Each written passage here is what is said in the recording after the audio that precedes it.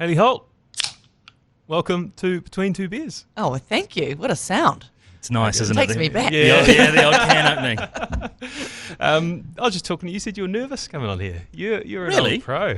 Yeah, no, I was quite nervous because I've listened to a few of your podcasts, and they're very good. And the guests you have on it have great stories to tell. And I'm not sure if I can remember anything, or I've got something to say. You've got lots to say. It's amazing how many guests say that same thing, and we were essentially going through figuring out what we weren't going to talk about. Like, there's so much in your story. There's so much there. It's amazing you've got that perception. You could tell it. Yeah, I'll just go. Well, there's a book out if we want to shortcut it, but we took the best bits out. Yeah. We took the best bits out. And So did I. Yeah. Oh, really? Well, maybe this is it. Well, maybe you can remember those ones and chuck them in here. Third chance to get those stories out. Second chance is the book. Third chance is the podcast. Yeah, don't worry, leave it. I was telling the publishers that it really should be sort of 10 chances. Yeah. The 10th chance. Doesn't have the same ring to it. No. I was emailing you a little bit back and forward in the lead up to this. You're saying you're sort of getting the hang of the mum-work-life balance. How are we getting on now? How old's Raven? Raven is 14 months, and I was kind of waiting for that time when I was going to feel good and had the hang of it before I could do, too many extra things. But that time never really came, so I thought I may as well just do it. Jump in. Just jump in, because I don't think you ever do as a parent.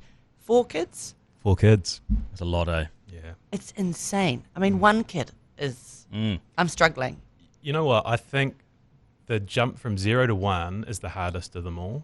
Like, it just throws everything out. Like, it's such a big adjustment. And then as you add them on, you're kind of like 3 to 4, it's chaos anyway. So it's not too different. Just add to the chaos. And you get used to letting go, I suppose. Yeah, you do. That's it. You totally lose all of your time. Yeah. And yeah, it's hard, that 0 to 1. So you're in it. And especially, 14 months did you say? That's a tricky time. It is a tricky time. It's beautiful time because he's getting a personality, and he's sort of walking around and he's playing with things, and he just goes huh all the time. And my partner was asking the daycare ladies, when's he going to start talking, because we're bored of It's like, I'm not bored of it, I love it, it's really cute. But yeah, I mean, it's full on, and he doesn't want to let you have any of your time. No. He doesn't want to let you cook him his porridge. He doesn't want to let you try and get ready for work. He does a huge cry if you try and put him down and do something for yourself. It's like you've betrayed him. Yeah. Can I ask, when do you change from months to years when describing the age of your child? Good question. Because I'm 42. I know. Like, and my Raven would be 1. Yes, but I think at 2, Okay. I've thought about this, and I think at 2 you start doing 2 and 3. Okay. Because 1 to 14 months is so different. Yep. Yeah, spot the kid with the guy without kids here, by the way. It was a curious thing because you both went 14 months. You might go 2.5. I think you can break it into halves when you get to 2, and then 3, you're just into years. Right. I think that's the rule, Will. That's so interesting. And then I think when they get to about sort of 7, then they start saying 7 3/4, because I remember doing that myself. Oh, okay. Yeah. Okay, well, there we go. That's a little interesting interaction from the sideline. He's 1 year and 2 months. Yeah. Doesn't have the same ring to it. It's a little bit like 10th chance. Yeah. So the good thing about Between Two Beers, Hayley, is that we can swear. And we have been in touch with your dear friend Maddie McLean, who suggested that a good place to start might be to talk about 2 of the most iconic swearing episodes in breakfast history, in his words. And apparently you were the protagonist in both of them. Oh, he's trying to take the sting off his own swearing episode. Didn't he swear on breakfast lately? Yeah. Yeah. Yeah. He's given us 2 examples. I'm wondering if you know what I'm talking about. I do. Yeah. Yeah. I mean, I can remember one very clearly. And yes, the other one I was talking about surfing, I think. Yeah, measuring the height of a wave. Which I think is quite a hard thing to describe at the best of times. It is, But and I think can I imagine the thought I frustration. knew what I Yeah. was talking about, but then I realised I didn't actually. Do you measure it from the back? Do you measure it from the front? And then I was just basically telling myself to shut up. I was like, oh, fuck, I don't know. You've switched off that you're broadcasting to the nation, and you've just gone back to normal Hayley. Yeah. Yeah. So that was one of them. And then the other one, remember this competition? Yes. Very competitive. And so is Matty McLean, as we've all seen on Treasure Island. And so is Jack, but he never wins. So that was redundant. Yeah, we had Jack Tame on, and we were doing Wordle at that stage, and he basically shut out what we were trying to do with the episode to try and guess the country at the time. It was really bad podcasting. He was, but he was really focused on trying to solve the puzzle. But yes, sorry, I've jumped on your story. Carry on. The competition. You, Maddie, Jack, Daniel Faitawa. We used to have a competition. I think it was every Friday. It was a new segment we were trying to get going, and we were doing a competition about blowing, I think, table tennis balls, what do you call them, ping pong balls, into a cup, something like that. I can't remember. And anyway, I'd seen earlier Maddie and Jack bringing in the table with the cups on it. And I think we had to blow the cups. Something random. And this cup wouldn't move. And I was blowing it with all my might. And I, in my head, was thinking they have stuck it to the table. Yeah. Because, I wouldn't put it past them. And I saw Jack blowing his cups off the table and Maddie was. And I just went, oh, fuck! Being so competitive and knowing that someone had set me up, and then I think it took a beat, and I could see everyone going, oh. Yeah, is it a bit like the Anchorman moment when it's fuck you, San Diego, and the whole crew behind the camera are just like, yes. Is it as graphic as that? The situation on the floor afterwards? Yes. Oh wow. Yes, amazing. And I just was like, oh my god, again, behind the fourth wall. Behind the fourth wall, that's the term. The real Hayley came out because I was losing and I was not happy about it. Yeah. When you go to commercial in that moment, is everyone like, what's the debrief look like after that situation? Or you cut to something else? Are they like, Hayley, come on again? Seriously? Well, there's a bit of silence, and we had a cool producer, Jono Williams, at the time, and he just came in laughing. Thank God. And then I guess it's you just have to wait for the response from the viewers, because that's when you're going to know what you're going to have to do about it. I did say sorry.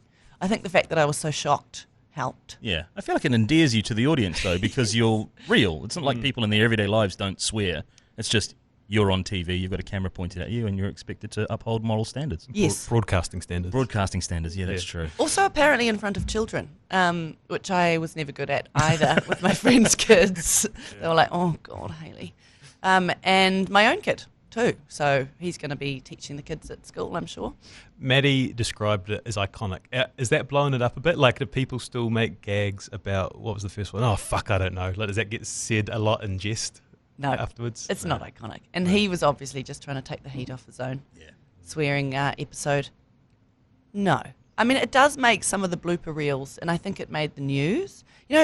Herald, so well. Oh, yeah. They watch, don't they, all of these shows, and as soon as something happens, it goes up online. Yeah. Clickbait. Well, that guy... Hayley Holt's wearing, an odd top. Can only apologise on behalf of Stephen for those headlines. I'm very sorry, Hayley, that you experienced that. I moonlight in the lifestyle. That's funny. Okay, so the way we sort of canvassed a few people... Actually, you've got quite a closed, tight circle. Yeah. We didn't get a lot from your people. You didn't? No. Yes, that's how I've survived so long. Yeah, Josh, nothing. Stonewalled. Who else did we get? Faitawa, nothing. The CGW crew didn't really come. Yeah. Didn't they? No. I was actually hoping that they would. Okay, they'd have the best stories. Yeah, we've got some areas to go to there.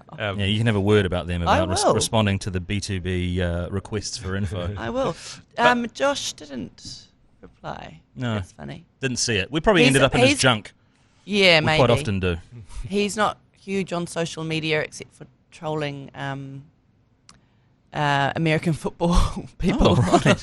I've seen him in the jerseys a lot. Yes, what's he his loves team, it. out of curiosity? Miami Dolphins. Okay. He doesn't so much follow teams. He follows quarterbacks. So Tua Tagovailoa is his favourite. Nice. Yeah.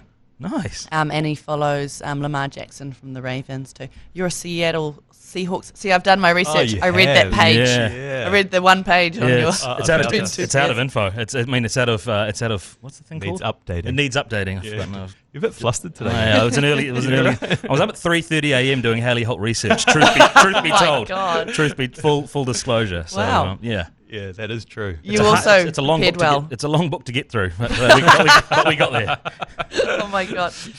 Anyway, so Brother Logan has come to the party. Oh, good. So he sent something in. We're not really sure where it goes or what it is, but he said, ask her what the first car she owned was and what happened when she was driving it along the motorway through the middle of Spaghetti Junction with a carload of schoolmates. Oh, wow. Yeah. Interesting memory, Logan. Yeah, I had a Mazda 323 sedan. Wasn't a hatchback.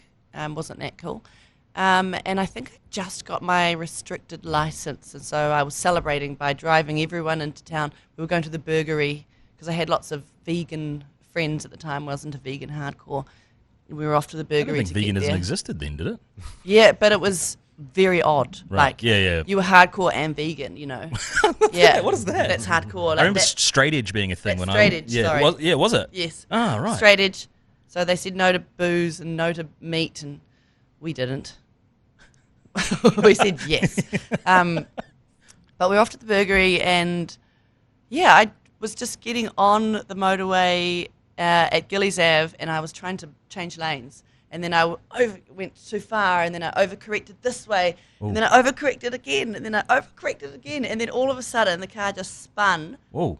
180 across 4 lanes of the motorway and stopped just facing the other way. And there was luckily a gap, weirdly, thank you, whoever's looking after me. And then, a line of cars coming in and had to stop. Oh, shit. I know. Yeah. And then I ran out. I panicked so much that I got out of the driver's seat and ran and swapped with the person who was sitting next to me and made them drive. Oh, did you? Yes. Yeah. That was freaky. No emergency services called in? No, but there was an ambulance in the line of cars who were following us up, who stopped in front of us, and then I think someone drove past and went, "Fucking kids!" And then Fair enough. Fuck, that's a hell of a... Were you back behind the wheel very soon after that? Straight back on the horse? Or car, so to speak? straight back on the horse. Yeah, maybe the next day. Wow. Yeah, you got to get back on the horse. Yeah. Well, yeah, you do. You do. When you fall down, you got to get straight back up. As we'll find out later on. Yeah, interesting story. He's given us another one which we might visit later on. Yeah. But it's an interesting choice. But Oh my God, siblings. Yeah. Hey. Yeah. Oh my Exactly. God. What can I give these guys?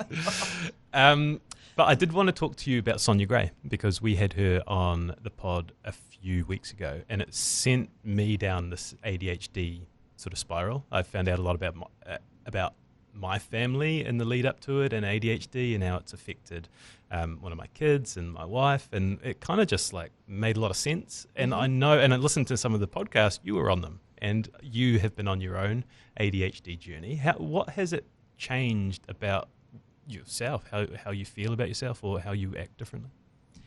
So it hasn't really changed how you act because I don't think you can change it. But it's, I guess, knowing helps you, as you say, understand yourself and not beat yourself up for the behaviours. And then I guess getting, just helping yourself out by writing notes. But yeah, I guess it's a long journey, and a lot of people have ADHD. And as you say, it helps you recognise it in other people around you. My brother, Yeah. Logan. My mum, I'm sure, has ADHD, but both of those people haven't done anything about it. Undiagnosed, in your amateur opinion? Yes, Okay. absolutely. Yeah. What does it change? I don't know. It's just being okay with yourself. Being okay with the fact that you go to the supermarket for that really, really important thing and then completely forget about it, what it was when you're there, and you just wander the aisles hoping something's going to trigger your memory, or walking into a room going, what am I doing here? And I have this inattentive one, so I can go off into my happy place and just look like I'm staring into space, which I probably sometimes am, but also sometimes you're on this big wormhole of thought that's taking you down some really interesting places, very hard to describe. Yes, and even now I feel a bit lost in telling this story. Well, it's interesting because I feel like Maddie McLean, again, in his information to us, said he would really look forward to your segues into stories because they were weird and wonderful, and no one, he reckons on air, really knew where you were going to end up with them. And is it that just kind of train of thought, even when you're in your professional capacity, that you were doing that? absolutely. So it's hard to focus, on exactly what's been said and just, follow that natural sort of flow of things, because your brain goes, oh, what about all of this? Yeah. And you sort of see the big picture, details not so much, but you can sort of see the big picture, and then this is something interesting that's kind of connected to what we're talking about, so I'm going to bring that up. Yeah. That's a really interesting point for us as podcasters to kind of take into account when we're thinking about how to structure an episode with someone who does have ADHD. Yes. Like, what would you give us as advice to do in kind of prep? Because we've got our way of preparing, but what would help you in this scenario? Would it be like giving you some info beforehand, before you got here, about the kind of areas that we wanted to explore? I mean, maybe, but then I would have to stress out about... No, I'm going to tell these stories and how I'm not going to get lost. Yeah. So, yeah, I mean... It's hard. It was funny actually talking to Sonia Gray, because both of us having ADHD, it was really, really, really hard to keep on track. And we sort of went, everywhere, and then we gossiped about our kids, and then we were gossiping about work, and then people we knew, and then we're like, oh, actually, we better get back to the topic. Yeah. So just up to you. Just, rein me in. Yeah, cool. No, we won't rein you in at all, but it's interesting. It's really good. After that episode, my mum has been on this big ADHD journey as well, and she listened to it, and she recommended the podcast episode that you were in, episode 7, I think it was. She's like, you need to listen to this, Steve. And it was really good. Like, you come across well. I think it's such a valuable resource, that whole series. Everyone should go and listen to it, because there's someone in your life is affected by it, and it just helps you understand, right? 100%. And it's so good. Sonia did that all by herself. She did the editing. Yeah. She got all the gears, she got the funding for it. I mean, and for someone who's got ADHD and dealing with her own stresses in her life, to be able to get that done is, amazing. I think she's an amazing woman. And I think sometimes with ADHD, you can do that. You can take everything on, and if you just have someone helping push you to the end, you can actually achieve quite a lot. You can achieve more sometimes than neurotypical. I hate that word. Yeah. It's a mouthful, eh? The old neurotypical, neurodiverse. Exactly. Yeah, it's hard. Yeah. No, she's cool. What else? My partner used to get really annoyed. He'd try and get my attention. If I was reading a book, there's this thing called hyperfocus. So if you're interested in something, you just go right in, and you can go in there for hours, and you sort of lose time. And he would just get so annoyed. He'd be like, Hayley. And after the 6th time, I'd like, oh yeah, you want me? He's just like, he's got used to it now. He's got used to all the ghost teas that I make him. Oh yeah? Yeah. So I'd be like, you want a cup of tea? I'd go and make a cup of tea. I thought you said ghosties. I was like, is that when you leave someone on scene? I was like, you just leave them on scene all the time. Yeah, ghost teas. And at any stage, I'd forget them. So I'd boil the kettle and I'd forget it. Or the bag would go in, or the water would go in, or I would make the tea and I would forget the tea to bring it in. Yeah. So we drank a lot of cold teas. Yeah. And I'd just hear this, have you made me a ghost tea again, Hayley? And I'm like, oh yeah, God. That must be a process. Good that you can put a label on that. It's the ADHD. It's ADHD. It's not me being a bad person. It's just I've got stuff going on upstairs. Yeah. I'm going to go another soft area with former guests that we've had. So we've explored people's early jobs. So Tom Sainsbury, I think, was an animal wrangler at Auckland Museum. Madeline Sami was a Kinder Surprise egg at the Auckland Zoo. Research tells me that you were a giant tooth. Oh my God, yes. In a Listerine ad? Yes. How did that go down? How did you find that? Did I tell that story once? Because being a dancer, we used to do heaps of auditions for ads as well. I joined an agency, whatever, and it was always good money to help snowboard. And I got this ad as a giant tooth, and so you had to get into these giant tooth costumes. Was it like a styrofoam? Or it wouldn't be styrofoam, would it? I don't know what it was. Might have been, actually. And there was 2 versions. You had the dirty teeth and you had the clean teeth. Which were you? We were both. Oh, you had right. to do both. Ah, yeah, of course. Yeah. Before and after. Yes. Yeah. And so the clean teeth and the people who were making the ad were so paranoid about you getting it dirty, and, you basically had handlers watching that you wouldn't bump into a wall or something, and your face coming out of the tooth. Quite recognisable. Really happy. maybe. I'd love to get that ad. Yeah. I'd love to get it. And, we're really happy, clean teeth, and throwing our arms up with glee whenever the Listerine came to hit us. It's like, yay, Listerine. And then the dirty teeth. And we had to get the dirty teeth, and they were like covered in pizza, and we had this horrible scene which was like a student's lounge. There was 2 teeth making out on the couch. It was. I was shoveling pizza in my mouth and getting it all over me, and that was actually really fun. One of the highlights of my career. And there was a Barbie commercial as well? Yes, another highlight. Another highlight? Yes. Yeah. I did 3 Barbie commercials. Did you? Yes. Were you Barbie? Yes. Yeah. So They didn't give you a call up for the movie?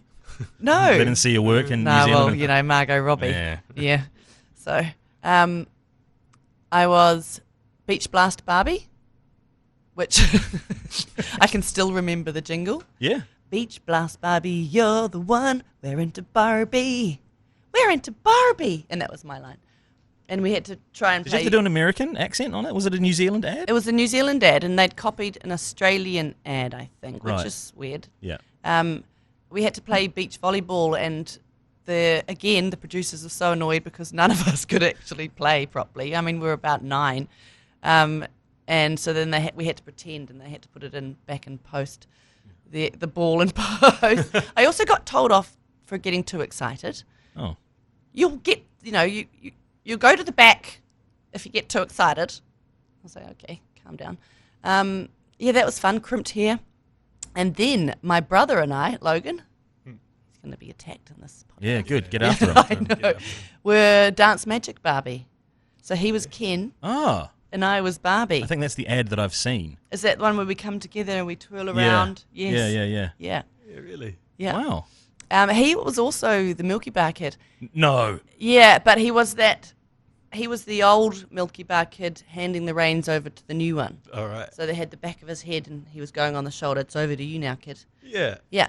So, okay, this is quite a unique childhood, modelling and starring in TV ads, and it's you and your brother. Like, what's the background to that? Is it your parents getting you into it? Like, how does that work? I would say Mum.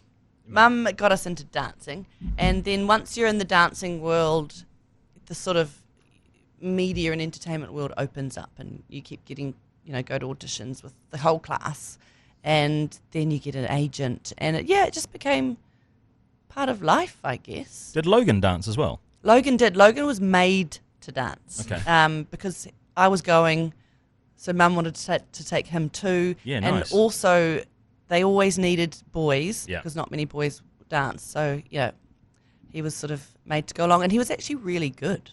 He had a natural talent, but he was so embarrassed about it because he was cool. He liked skateboarding, and we weren't allowed to tell his friends that he was a Really? dancer. Yeah.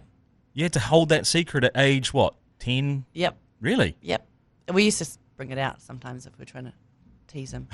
Yeah. Interesting. How do you reflect on that childhood now? Because it led you down a path. You were a champion ballroom dancer, and it served you very well. But looking back on that childhood, was it a fun time? It was really fun. It was also a lot of pressure. It's really hard to, as a parent, look back and try and analyse whether it was good or bad, because, as you say, it served me so well. So I'm really thankful for it, and I'm glad my mum sort of put this pressure on us, and we were always out. This is probably part of her ADHD too. We were 2 or 3 practices a week, plus the class, plus swimming, plus whatever sport we were doing at school, plus, little drama classes here and there. So that it was a lot. And then she'd, give me stick for not having done my homework. And I'm like, well, when am I meant to do my homework? I need time to lie on the couch. Yeah. No, it was, I appreciate it. I'm not sure I would be,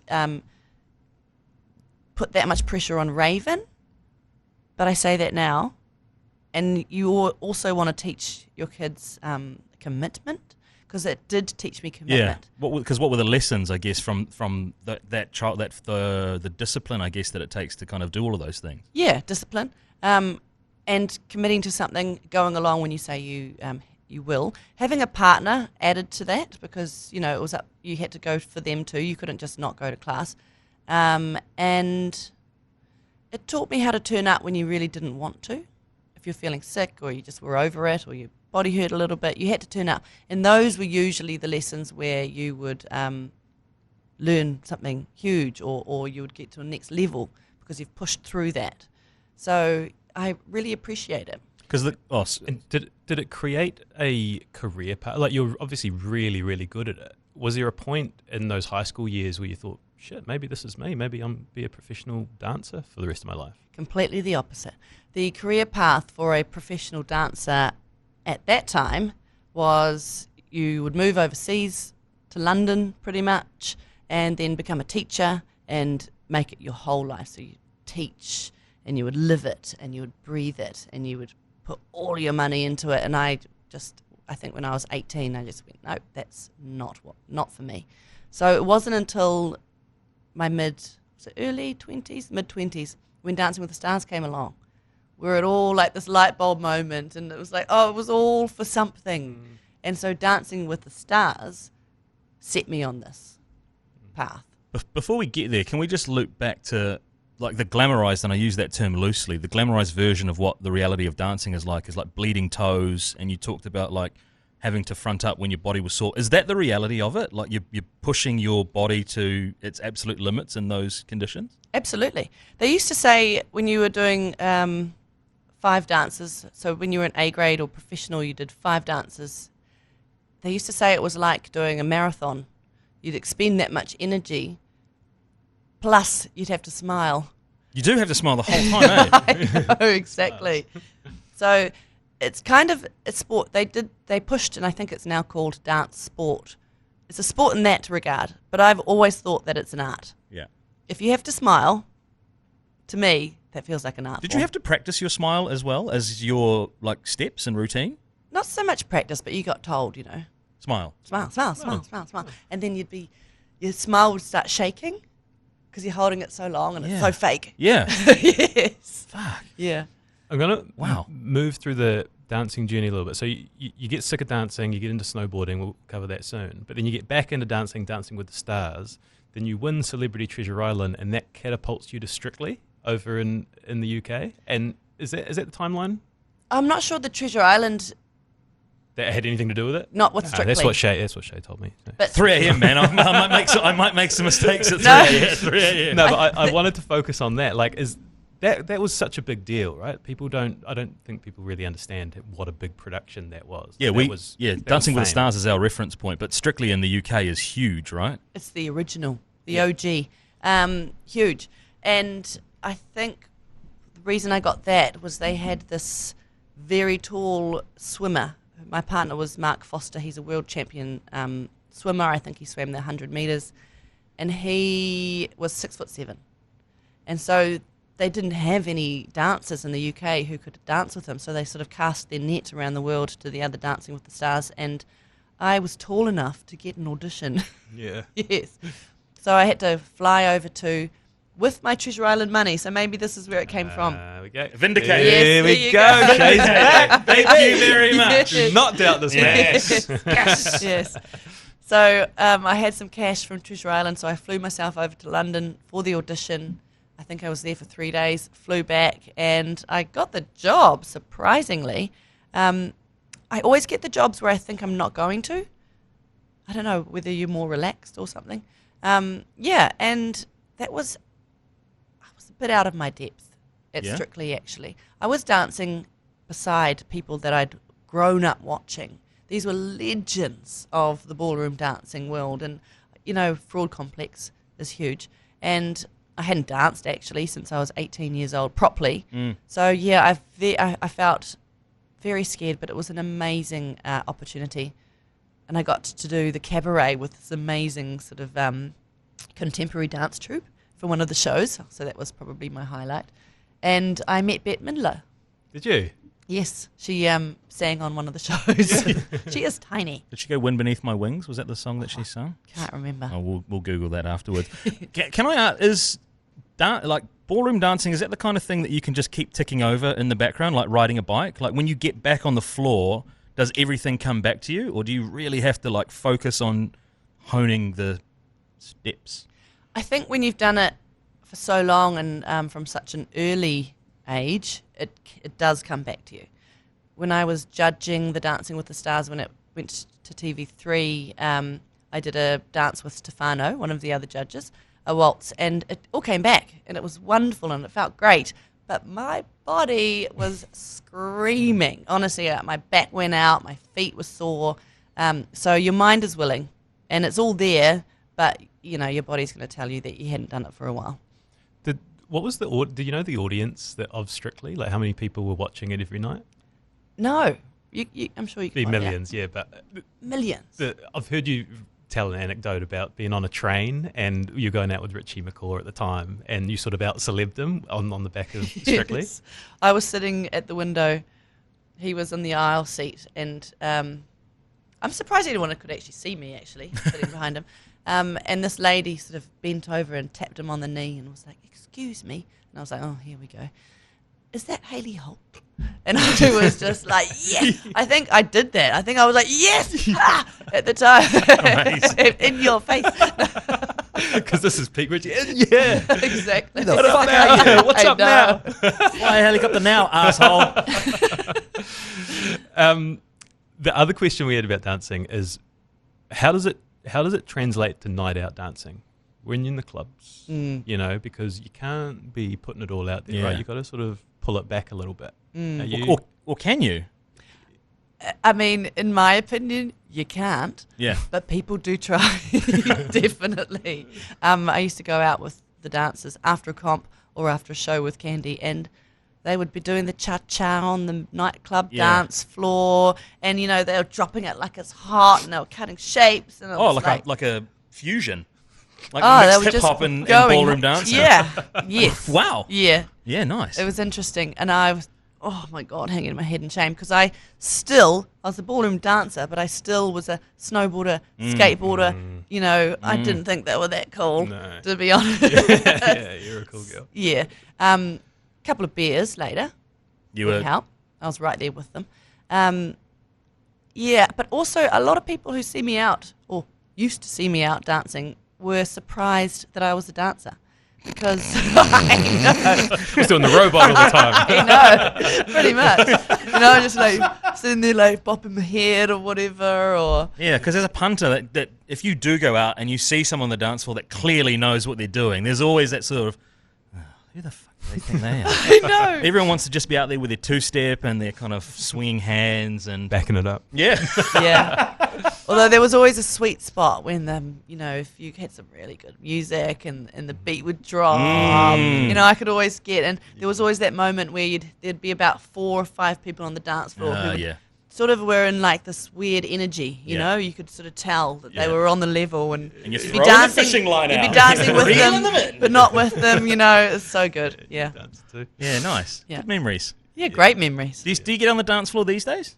Yes, I dance a lot at home. Yeah. And I will. I mean, these days it's harder without booze, because you keep dancing away, and then all of a sudden you clock yourself. Yeah. You know, you can't. I've been there lost. as well. Yeah. And wedding receptions, weirdly, are the kind of place where you're having a great time, and then you have this, from my experience, you have this moment, you're like, oh shit, I can't actually dance very well, and I'm out here exposed on the D floor. No one else gives a shit. No. But you are having your own like conversation with yourself about how dorky you look. Yeah. I think when you're drunk, your sort of world closes in, and everything on the outer sort of goes out of focus a little bit, and so it doesn't matter.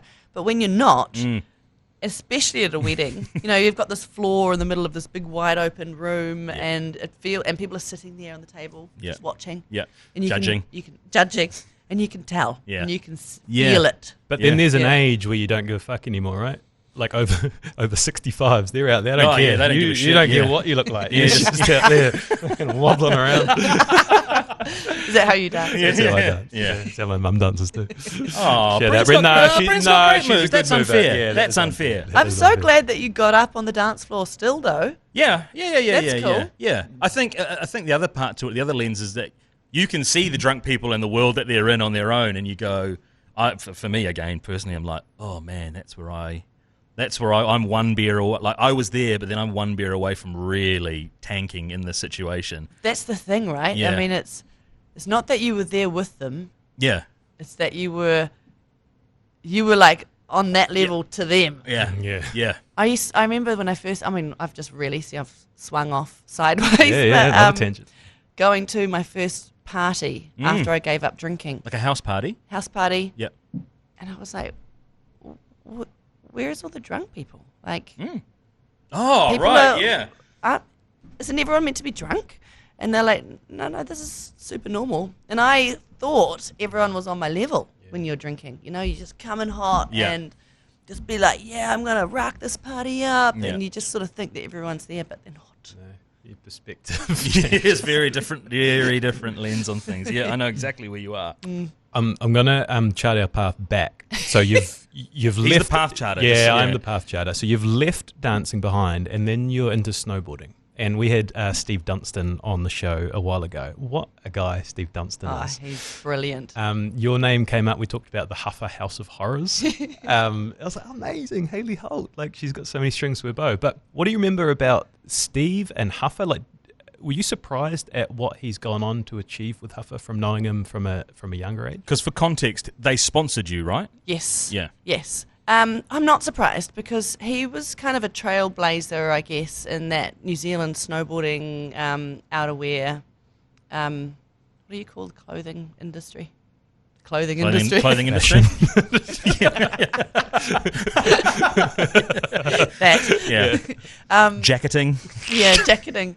And he was so good, and he lived it too. You know, he was doing something he believed in, he loved snowboarding. He's still out there on the mountain. So I'm not surprised. I think he's awesome. I went to him actually when I sort of first thought that I might be getting quite good at this, and so I sort of took like a CV into Huffer and said, "Yeah, do you want to sponsor me?" And he gave me an interview, and he flicked me a few gears at first, you know, and it just grew from there. So he's definitely my first ever sponsor. So amazing. Thank you, Steve. And you were a professional snowboarder? Like, no. No? I would sponsor it. I always call myself a sponsored snowboarder. Okay. There weren't any professional snowboarders in New Zealand at that time. And even around the world, maybe the Americans would get paid, but there's no money in New Zealand, you know, so at that time there was no one getting any money. So what, you had a side job working in a cafe or something? Or like? Yes. So was it a lifestyle? It was a lifestyle. Right. So I would coach a little bit. I would work on the mountain, whether in the park or when I first started, I'd do lift. I was a lifty in America, and then, you know, rental shops and waitressing. So just all sorts of different odd jobs. And then I was also sort of doing dancing work on the side with Candy Lane. What do you mean dancing work? Yeah, getting a gig. So Candy had the Candy Lane dancers, and they would be, you know, the backup dancers if you ever needed a show for your corporate event. Oh, yeah. Or you know, anything. Anytime you got a dancer, Candy Lane was usually there. Right. Yeah. And you get paid for that, so that was good. It's quite a unique combo, snowboarder, dancer. I can't imagine there's too many of them out there. No, and I think that's why people were interested. I think that's what made Rick Solite so interested as well. And I was also a builder. I can't. Oh, Yeah. On the Really? tools for your dad? On the tools for Dad. Yeah. Exactly. And I was quite good. Yeah. I was quite good with the drop saw. I was always cutting the wood. Yeah. Yeah. Measure twice, cut once, all that stuff. Yes. Is that the phrase? Is that the right way Yeah. to? Yeah. Yeah. Exactly. Yeah. Yeah. It's quite a contrast because you've got the ballroom dance, the dancing, which is very feminine, but it seems like the other parts, the snowboarding, the being fearless, being a builder, being a tomboy, very masculine. Yeah. You know, you got quite a well blended youth. I think that was that sort of tomboy snowboarder, a bit hardcore, is my personality. The dancing it came with just being in dancing. And I think one of the motivations for Mum when she first started me dancing was to try and get some femininity into me. You know, I used to want to wear boys' swim trunks and go, you know, swimming with my brother and my cousins like them. Yeah. So just like, oh man, you need to learn how to wear dresses. Yeah. Did you have to go to like those? What are those? It's not elocution, but we like learn to be a lady. Did you go to those things as well? I don't know. I'm getting into some murky. Where are you going, man? But you know those ones where like you have a book on your head. Yeah, I know what you're talking about. Is that? Do those exist? Do they not exist? They do exist. Yeah. I think probably in the 50s. Okay. Oh shit! But dancing did that night for me. Yeah. Yeah. Actually, standing up straight from dancing got me bullied at intermediate. Oh, really? Yes, there was when I started at Auckland Normal Intermediate in Form 1, I was walking into my classroom like this probably, and there was a couple of girls over in the classroom, over the alley, and they just clocked me, and they thought, we're going to bully her. Yeah. She's got a stupid pink bag, and she thinks she's so cool, and we're going to bring her down a peg or two. So that was fun. Is that the ones that shat in your desk? Yes. Oh, good. Oh, my God. Yeah. Yes. That's an incredible bullying gesture, if I do say so myself. I know, and luckily I don't remember their names because I don't want to defame anybody, but yeah. That's an aggressive move. It was super aggressive, but it wasn't just me. They trashed the whole classroom. Yeah. So the classroom... shat in your desk. But they shat... everywhere. Oh, God, this is disgusting. They shat in their knickers and wiped it all over the blackboard. Oh, man. And then... I mean, they had shit all over my Martin Henderson posters, which I was saving. You can't do that to Martin. Exactly. You can't do that to Martin. Stuart deserves better. I don't think that was his character, eh? Don't know. I don't know, man. Yeah. I've derailed the story. Go back to the shitting in the knickers and the smearing it on the blackboard. And I was always late to school. So I turned up, opened the door into our classroom, and there's like a cleaner in there, just like... completely overwhelmed, going, what am I going to do with this? So obviously the classroom had been moved. And I was like, oh, can you just go into my desk, you know, get a couple of things out? And he opened the desk and his eyes just went. And then he was like, oh, no, we're not allowed to give anything out from this. Oh, man. I know. And then I got my stuff back, books missing. And there was, I know, a little piece of shit on one of my exercise books. Did you Duraseal the covers? Because you could have just swiped that right off. That was the beauty of Duraseal back then. Yeah, shitting in your knickers is such an own goal. Like, there's got to be better ways of going about that. That seems so... I know. Such a bad choice. 12-year-olds, though. 12-year-olds, come on. Yeah. It's definitely just shit on the top of a panel van or something like that. But actually, I'm kind of impressed. Yeah. I mean, that's really going all in. Yeah, at 12 too. Yeah. It's committed. Yeah, you are all in. Like it doesn't get more all in. Yeah. Than wiping your shit. You've broken into How did they classroom. get in there? Exactly. Yeah. It's impressive. It's brave. Yeah. And what did they think the outcome was going to be? I don't know, but they got expelled. Yeah, and so they bloody should. Exactly. Bullies, man. Shit smearing bullies. So Nah, they they got their just desserts. That took a detour. Let me get us out of shit town.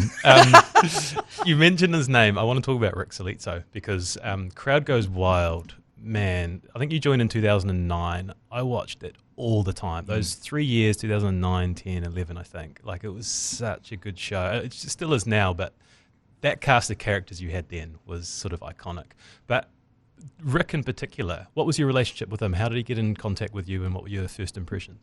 He got in contact with me when I was living down in Wanaka. I think he wanted a couple of snowboarding stories. He'd seen me on Dancing with the Stars. He'd seen me on Treasure Island, which actually I think helped me here in the New Zealand media, and just wanted me to do a couple of casual stories for Crowd Goes Wild. And then when I came back to live in Auckland, I got in touch with him and I basically said, give me a job. And Rick being Rick said, okay, you start at 10 o'clock on Monday. Yeah. I'll see you at my desk in my office. So he's just a legend. I would see him not like a dad, because he's more of that, that uncle who just really looks out for you. You can have fun with him. He lets you be who you are, but he's going to have your back no matter what. He's so loyal. He used to come in and sort of throw his weight around the office, and people would get a bit annoyed. But I just thought he can. This is his show. He can do whatever he likes. I am thankful for him for taking me through that. When I was at Crowd, it was 8 years. I went downhill quite fast with my drinking whilst I was there, and then I gave up when I was still there, and he supported me through all of that too. So, yeah, he's got a special place in my heart, old Rick Salito.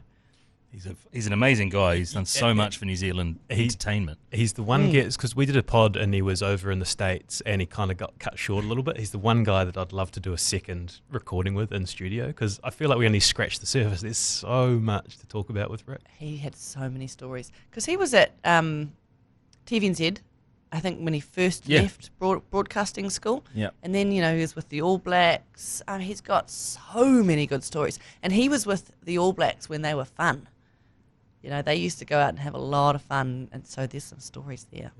Yeah. And you kind of, I'm not sure if the timeline's right, but you kind of got thrown in the deep end. Like, you were presenting, it seemed like you were presenting with Mulligan or McConey or Richardson quite early on in your stint.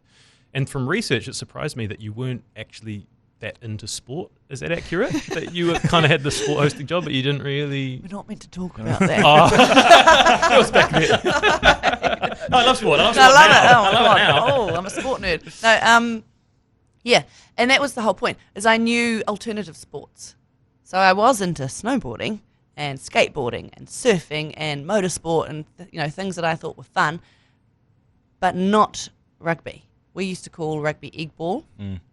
And I think I would watch a game, but I'd drink whilst everyone was watching the game. But Rick used that as a strength, so he thought that I could go out and ask the questions that other people might be too embarrassed to ask, or just wouldn't think of asking because they're too in it. And I got some great interviews. I remember one of my first interview was when Simon Mannering first became captain of the Warriors, and we were doing a big stand-up. And I think I asked him, what did his mum think? And he just, got some tears in his eyes and got a really honest, sort of authentic answer. So I could ask those stupid questions and get some humanity from some of these sports players. Yeah. You definitely had that appeal, and very different, but kind of similar to Lee Hart in Sports Cafe. It's like he's appealing to the people that aren't really into sport. They're just there for something different or irrelevant. But I think everybody's into sport. They're into the fun of it. They're into the fandom of it. They're into the fact that you can sort of get your tribe. But people don't really want to break down, the set plays or stats so much. I mean, sport's fun, and I think everyone in New Zealand loves sport of some kind. So we could just sort of get that everyday New Zealander to come along as well. Rick would also set me up. The very first cold call I had to do was to Buck Shelford. He gave me his number and said, call him, and we're doing a story on coloured boots, and I want you to ask him, what he thinks of these flash new coloured boots. Yeah. So I had to ring up Buck. You knew who Buck Shelford was? I knew who he was. Okay, yeah, because my dad my dad loves sport, everyone's dad loves sport. So he was kind of my era when I was a kid, still watching it with Dad. Yeah. Yeah. And Hi, Buck, the hardest man in rugby. What do you think about pink shoes? Who is this? Pretty much. But he was good. I think Rick may have given him a heads up. Because he said yes, and then we went and did an interview with him. So while your castmates have been quite closed from CGW, we had an episode with Josh Kronfeld, and he told a ripping yarn, excuse the pun, about when he tore his scrotum on a shoot. Do you have any, obviously not scrotum ripping tales to tell, but any, like, from your time in the field, or any great yarns from that CGW 8 years? Oh, man. I mean, we had so much fun. Most of the fun was in the office, actually, talking about the stories. But I remember making Josh look quite stupid on one of those electric surfboard things in a lake, because he was a surfer. Yeah. I think he fancied himself, but he was a big guy. So, I made him look silly because I could do it and he couldn't. I don't know. Most of the great stories, I was sort of hungover.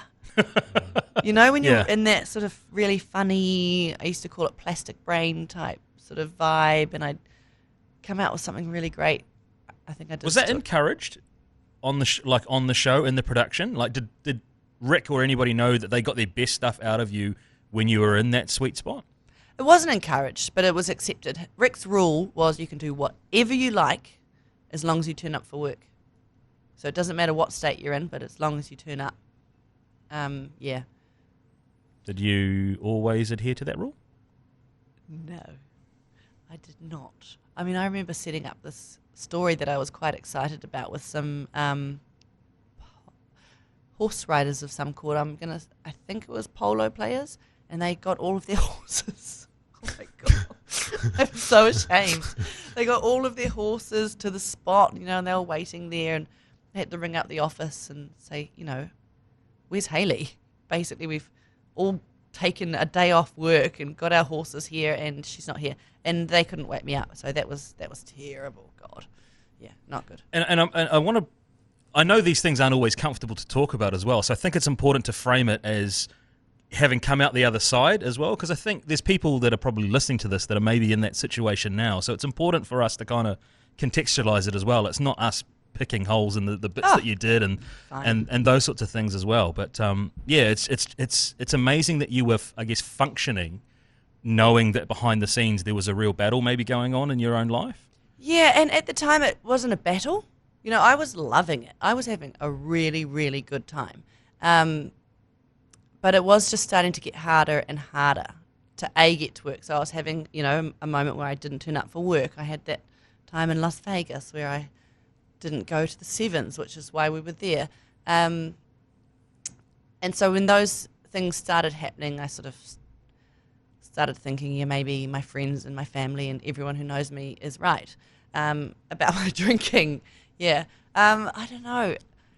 It took a long time, and it took a lot of those experiences before I decided to do something about it. And it wasn't until I had loved ones going through the same thing that I could see it, that I thought, okay, well, maybe if I do it, then they can see that it can be done as well.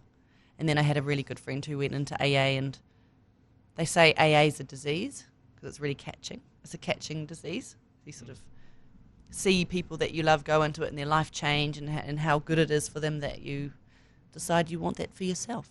Was that the moment for you when you saw the benefits that had on that person? Absolutely. And also my drinking buddy had gone, because her and I we had a rip-roaring time. It was such a laugh.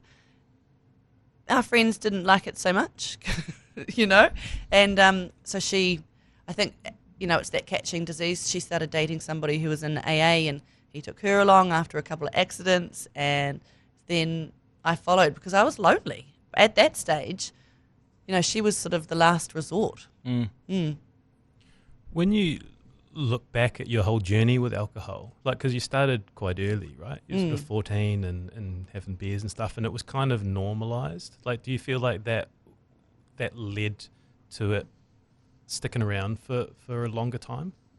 Yes, I think so. I mean, my family were that typical Kiwi sort of middle-class family, and they'd have big parties, and, you know, they'd all be drinking beers, and everyone was having a rip-roaring time. And so I saw that drinking was fun.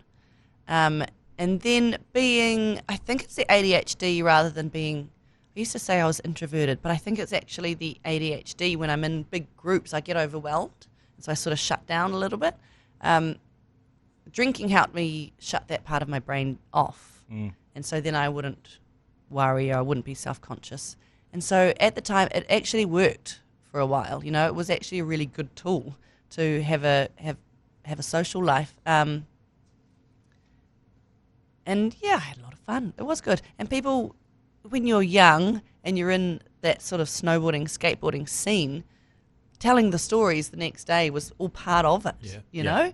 And if you are the one out there sort of, you know, making a bit of a fool of yourself, or giving them something to talk about, then you're kind of a hero. Yeah. Have you got those hero stories in your friend group of kind of your feats of achievements while you've been drinking? I mean, yeah, but when I first gave up drinking, I thought I would write a really good story about those stories. But when you look back on them after some time, they're not as funny as you thought they were at the time. Yeah. But yeah, I mean, there was some legendary nights, that's for sure.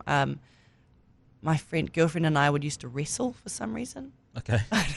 Like, we'd be at like a really nice dinner party, and all of a sudden we're wrestling on the ground. Yeah, right. I've got their son's skateboard, and I'm trying to do ollies on the deck and waking up mum downstairs or something, or jump. I used to love jumping off things. Yeah. Yeah. You're a really good face for where you're at now, because your story is, no, but they were good times. Like, I had a lot of fun with it as well. It serves me a lot better now not doing it. Yeah. But that is kind of, I think that's everyone's journey with alcohol. Like, no, the good times are good, but it's the what expense the bad times. And was there a rock bottom? Like, was there a moment that led to you going like clean off the booze? There was a moment, but I wouldn't call it my rock bottom. I probably had quite a few rock bottoms, but you just wake up and find your car and get on with life. This one was, I had a cousin who was also, she had her own drinking sort of issue, and she'd been told by the doctor she needed to give herself 2 months off because she was getting sick with it. And I remember being at my uncle's birthday party and just going, oh, come on, you can have one, I want my drinking buddy. And rubber arm, old rubber arm over there, had a few beers, and then you have a few beers, and then you have a lot. And then the next morning, she was awfully sick, like so sick, because her body just couldn't take it. And I felt so bad. I felt bad as well because I was hungover, but I just felt like I'd done that to her just by selfishly wanting someone to have a good time with. And that's when I said that I've got to do something. I'm going to take this 2 months off that her doctor had told her that she needed, and I'll do it with her. I think in the back of my mind I knew it was something bigger because my friend had already been to AA, but I didn't tell myself that because I didn't want to scare myself off. And so I went home, picked up a six-pack, sat on the deck. I was on a Sunday and drank my last beers. Quite sort of maudlin-like. I was sitting there on the deck going, oh, I'm such a bad person. Oh, having the beers, And then I woke up and stopped drinking for 2 months. And then at the end of that 2 months, I was like, oh, God, this is so much better, and I've got a problem. And so I went to AA. When did you announce it to people? Oh, did you wait for the 2 months? Did you wait for you to have actually done a bit of it before telling anyone? Definitely. Because I'm kind of a bit of, that awkward personality. When someone wants you to do something, I don't want to do it. Oh, you and me are the same person. Yeah. We're the same person. I know. Isn't it annoying? It's like you want to do something, and then as soon as someone goes, oh, that's you should great, do this. you should, I'm not you gonna should do it. continue. And you're like, oh, no. I'm not going to ruined do it. it. Yeah. Yeah. So I did wait, and then I went to AA, and then I told my parents that I was going to AA, and they were like, what? But, you're not an alcoholic, because in their mind, an alcoholic was basically a hobo. Someone who was smelly and didn't go to work, who everyone knew was an alcoholic. So it took them a while to come on board, but it was honestly the best thing that ever happened to my mother was me giving up drinking. Yeah. Because it's hard enough to, I guess, go through that journey just as a civilian, but you've got a public profile as well. So at what point did you decide to go public with it and actually make it a topic of conversation in media circles? It might have been about a year in. I wanted to make sure that this was going to last, of course, and got a lot of life to live, so cross fingers. Yeah. But I think I did an interview with Canvas, and they spoke about the not drinking, and I sort of just told them about how good it was and how hard it was. Yeah. And I felt quite sure of it at that stage, so I was happy to sort of go out on a limb, because you do hear people who give up drinking and then they fall back off the wagon, and I didn't think it was going to happen. Does it get tiresome? I understand the irony of asking this, that every long-form interview or sort of profile done on you sort of talks about your journey with alcohol? Or is it, you see it as a good thing to help others? I see it as a good thing, and it is my journey too. I mean, I couldn't really tell the story of my life without telling the story of alcohol, because it was such a big part of who I was. When I was drinking, it was who I was. You know, I was the lad girl, you know, who could... I couldn't really drink that well, but I would drink that well. Yeah. You know? Yes, no, it's a big part of my life, and as I said earlier, you know, I don't regret it. I probably regret how long I did it for, but I mean, there were some good times that came with it. Yeah. I want to talk about motherhood soon, but before we do, I just wanted to link back to CGW, because that group of characters you had there, Rick said like how incredibly talented they were, and I sort of want to talk about the dynamic. Like Mark Richardson and Andrew Mulligan and James McConey and yourself, like, have all gone on to have such great career, and I mean some of them were already in the middle of great careers. But did you realise like what you had there at the time?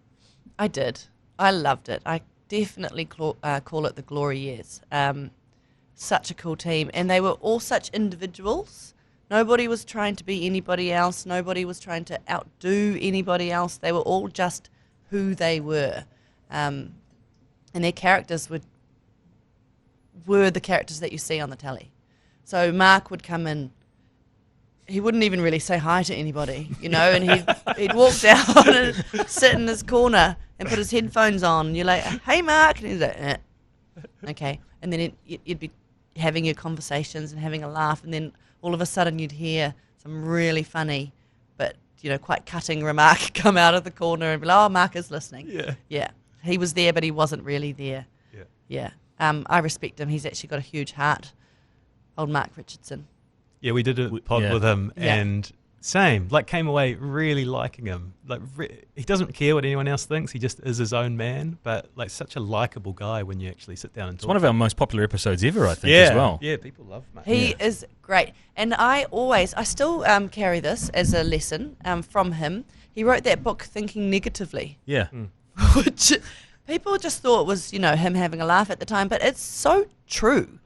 When I took that and I started not expecting much from people, and then when they do, you know, come to you with, you know, they sort of exceed your expectations, you're so happy and joyous with what they've given you. And so it really helps to make you a happier person if you don't expect anything. Did you bring that mindset into this episode? No. I mean, it's harder to live than do, you know. And then Miles is just the consummate professional, sort of holding the place together. And then you've got McConey, who is just absolutely brilliant. Like he actually is a genius. He emceed or was keynote at one of these Boys High things and did like a Q&A and a speech. And I was like, mate, I don't know if there's anyone better at that sort of thing. Like he's got such genius there, right? He is a genius. And what people don't realise about McConey is he puts a lot of effort into his work. So it looks like it's just off the cuff and that, you know, he's just turning up and having a laugh, but he really puts a lot of thought into his jokes, into his stories. I mean, if there was any great story or a song written, you know, for Wales, say, he'd be behind it, because he's definitely a comic genius. I mean, he is also who you see on air, so it's hard for him to focus and get that drive forward. Yeah, but I was texting him last night. We still like to text each other and have a gas bag. Oh, good. Yeah. It's a shame you didn't come to the party with any Hayley Holt info either. I know, honestly. He would have had some good stuff. He did. I think maybe that's why they did it. Yeah, I think, and that's a testament to you as well, I guess, for their care, their duty of care for you as a person, that they're like, actually, we know too much. Yeah, we'll keep these ones. No. If she wants to share, she can, but it's not our story to tell. Yeah. I mean, I think the Christmas parties were always legendary, and it was always like you get to see Hayley at her best. Right. And if anyone new joined the team, you know, it was always about like, oh my God, we've got a Christmas party coming up. And so actually, they were quite disappointed when I gave up drinking, just purely for the Christmas party shenanigans. But I remember one of them, Andrew Mulligan, was destroyed. I mean, he tried to keep up. Oh, really? Yeah, he did. Yeah, nice. And he ended up sleeping on a beanbag in my flat. You know, I was living in a flat with some other girls. I think he woke up the next morning, went home and got about like $100 worth of McDonald's on the way home. And yeah, he always would warn people, don't try and drink with Hayley. So the profile is sort of getting bigger and bigger as you're doing your thing at Crowd. And then what, TVNZ come in for a bid to take you away and take you on as breakfast? Is that how it worked out? Yeah, and I think the giving up drinking sort of led to the expansion of my career possibilities. I think, I mean, it was even getting kind of tough for Rick, you know, towards the end there. He had to sort of mop up quite a few messes. Was it well known within the industry? Yes. When I went to Sochi, the Olympics, that was with Sky. So Crowd Goes Wild were kind of like this unit within Sky. And so I went with Sky with their sports team, and I had to have quite a few meetings beforehand with the head of sport at Sky. You know, you cannot drink and you cannot mess up.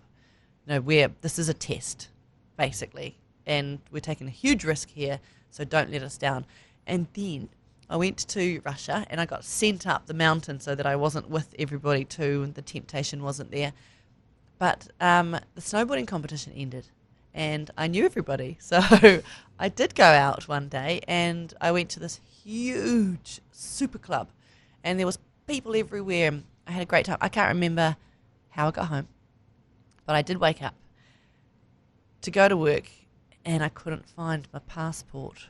You know, one of those special wallets that you tie around your... Fanny pack. Yeah, but it was one that goes inside your clothes. Yeah. That wasn't there.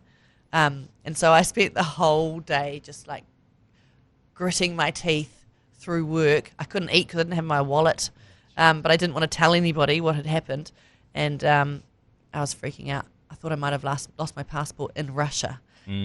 But I went to the super club, and it was just there. They're like, oh, yes, right here. I know. And breathe. Yeah. Oh, my God. I was like, and so I didn't drink after that. I was like, oh, my God. That was God telling me this is what's going to happen. Yeah. Yeah. And so the reputation was intact, and then TVNZ come in for you? Yes. So the reputation was intact. No, but then I gave up drinking. Yes. Whilst I was at sorry. Crowd. Yeah. So that helped. And then I got approached by the Greens. I think in that same Canvas article, I had said that I'd gone back to university part-time to do a couple of papers, and that I was really interested in politics. And I can't remember Alan, the writer, at the end of the article, he said, if I were the Green Party, I would get in touch with Hayley Holt. I read that last night. Alan Parrott? I read that article last night. Yes. Alan Parrott, yeah. Yeah, and he was cool. Yeah. We sat down and had a great coffee and chat. And so they did. And they did. So how does that work? Does James Shaw just email you? Yes, well, not him as such, but his PA emailed me, who actually is Tori Whānau, who now is the Mayor of Wellington. She is so cool and very good at her job. So I love seeing her. She's getting a big beat up in the media, though, too. That's unfair. Anyway, James Shaw and Matiria Ture asked if I'd like to go and have lunch with them.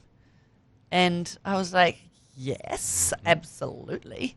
So we went to Bird on a Wire in Ponsonby, and we sat down, and it was them, you know, a few aides, etc. And at the end of the lunch, they said, you know, we think we'd like you to run as a candidate. What do you think? And I was like, oh my God. Inside going, yes. This is great, because I love new challenges, and, you know, I did love politics, and I've always voted for the Greens, and I thought that this was going to be my next step. And yeah, so it was great. And so from there I had to get a job at the Greens office. You know, I had to sort of do some legwork, and I had to join the West Auckland Green, whatever they are out there. Thing. Oh my God. Thing. Oh my God. Branch. It's a branch. It's a political term. Yeah. The West Auckland Green Branch. And, you know, just become basically a really active member, and then run as a candidate. And you scared the shit out of John Key, eh? Yeah. He definitely stepped Could down. not handle that He could heat. see me coming. So what happened there? So I announced that I was going to run as a candidate for the Greens pretty early. I can't remember what day of the week it was. Doesn't matter. And then I was getting all of these calls from, the New Zealand Herald and stuff, and they're like, this is huge news. And then all of a sudden my phone went quiet. And then I'd read online that John Key had announced he was stepping down as... Oh, were you in the same electorate? Yes. Oh, shit. Yes. I wanted to run up just because I thought, I'm a show pony. I thought that'll be great. It'll get some good clicks. Not take him down, because you're not going to take John Key down. He's too good. But I thought it would get, some interest. And that's what I sort of thought my role was at the Greens, was getting interest and media attention. And he announced he was stepping down as, from politics completely. So it sort of ruined my whole plan. And then, so how long did you last before you got into the TV gig? So I did the campaign, didn't get in, and then I went back to Crowd Goes Wild for a while. And then at the end of that year, at Christmas, I got a call from Graham Moore at TVNZ saying that we want you to come and audition for a really big show. And I was like, I can't, because I'm going back to university full-time next year. And he was like, you're going to want to do this. And I was like, I don't know. I'm pretty keen on going back to uni. And he was like, okay, God, I'll tell you, it's breakfast. And I was like, oh, my God. Yeah. Okay, sure, I'll come in. Did you think it was like not just another show, but like a reality show or a hosting of like a something DIY homes? Or, pretty much. Yeah. The farmer wants an MP. Breakfast is essentially the biggest gig in New Zealand television. It's... I think news is like the pinnacle. That's what reporters want. Oh, yeah, okay.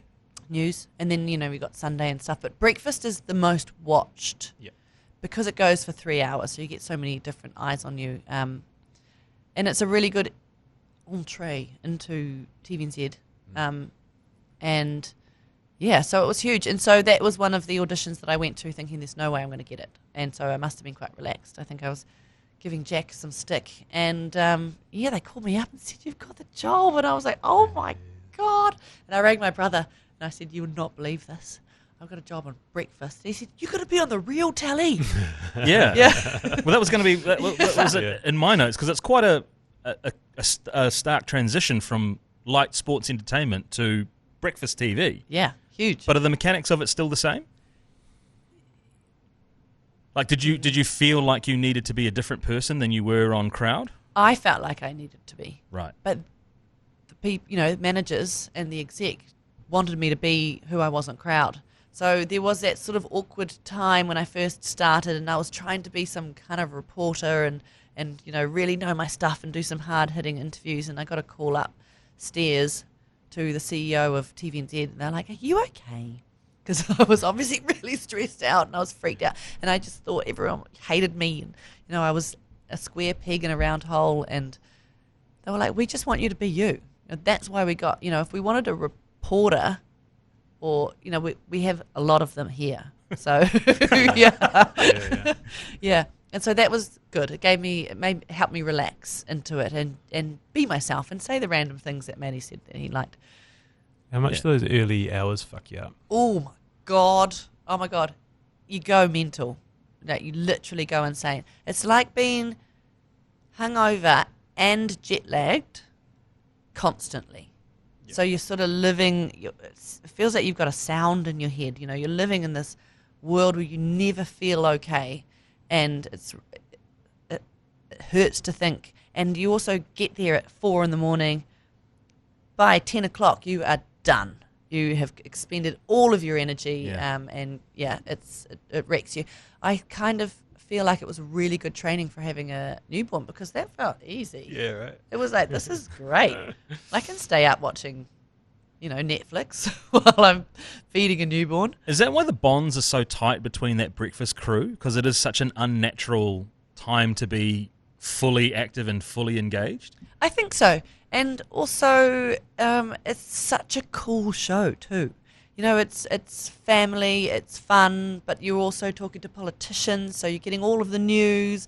You're getting a real insight into New Zealand. You're going out into the field. It's the best show I've ever done. Like, I really, really miss it, actually.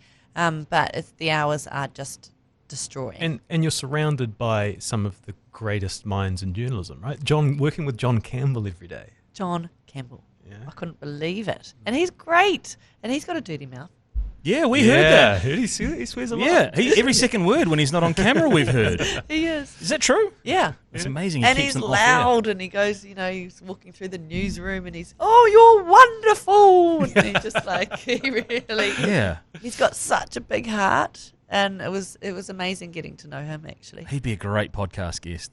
You need to get him. We've Yeah. reached out. We've reached Oh, out. have we? Yeah. Okay. Haven't heard back. You still got him on speed dial? You still texting him like you text I can McConey? see him. He sits over. Yeah. The newsroom is open. Okay. So I can go on the over. shoulder. And Yeah, let him know. Let him know we're looking for him. I will. That might make a nice transition into your motherhood journey. And this podcast, it's more males, but there is an increasing number of females. But it's often discussions like this which perhaps, I don't know, bring it to an awareness of minds that haven't heard it before. So it's discussing difficult topics like miscarriage and motherhood and what your story. But I've heard you talk about, again, a bit like alcohol, the reason for doing it, and it's to help people out, and it's to, lots of people, like so many people going through the same thing. So I was wondering if you could take it to the start. The reason it's a good seg is because of the support you had in breakfast and the emotional farewell, and everyone was kind of on this journey together. But could you take us back to the start of your journey to being a mum? Sure. So I think it was after breakfast on a Friday afternoon. God, it's not night, is it? Would have been the middle of the day. And I was feeling really, really sorry for myself because I think I'd been on another date. I mean, I actually met some great people, and I don't think I've ever met a horrible person that I've been on a date with. But, I was just really... Were you using the apps? I tried for a week. It was terrifying. I missed that window. Yes, terrifying. Yes. Oh my God. Yeah, I mean, people can start getting scary just on text, can't they? Yeah. Sorry. So, no, I deleted that pretty quickly. What a time to go in for an app question, eh? Good on you. Yeah. No, but friends would set you up, and friends would always set you up with people they wanted to date, but they couldn't because they were married. I don't think people actually got you. Or mums, bless them, would set you up with a really nice boy. But Was it one of those ones like you were talking about before where when people say, this will be really good for you, you go, ooh, no, I'm okay there. I'm not interested in that. Is that kind of how that was? Yeah, actually, there was I feel really sorry for this person. I hope he's not listening. But Mum wanted me to go on a date with one of her good friend's daughter's really good friend. Because, apparently he was such a good guy. And because they were doing it, and I was so annoyed by this stage, I said to her, I told you, Mum, don't set me up on dates. You don't know who I like. And she continued doing it, so I just didn't. I ignored his calls. And Mum was like, you're giving me a really bad name. My friend keeps calling me saying your daughter's, really mean. I'm like, this. I told you, this is to teach you. Yeah. Stop doing it. So I never met that person, but I met some lovely people, but just I was depressed that I would never meet the person I actually wanted to be with. And my friend Josh came over when I was in this mood, and he was like, what's wrong with you? You seem really unfun today. And I just said, I'm 40 or nearing 40. I think I was 39. I'm trying to meet somebody because actually I just want a baby and I don't even care about meeting somebody or having a relationship. But I feel like you have to, and I just feel stuck. And I think any woman who gets to that age, who does want a family, who is single, will go through that. I mean, it's a really horrible place to be in because you're sort of trying to force something. And Josh went away and thought about that. And the next time he came over, he was like, I've always wanted to be a young dad and I can help you out if you wanted to just have a baby. And so we went on a weird date, which was kind of like a precursor to... It's like Anyway, let's not go into detail. I was going to ask a supplementary. That must be an interesting dynamic, knowing the end destination of where that interaction is going to lead up to. Yes. It's sort of like having a challenging topic to talk about on a podcast. You don't know for sure. You just gotta sort of hold the course. Yeah. Yeah, exactly. It was weird, but we're both quite odd.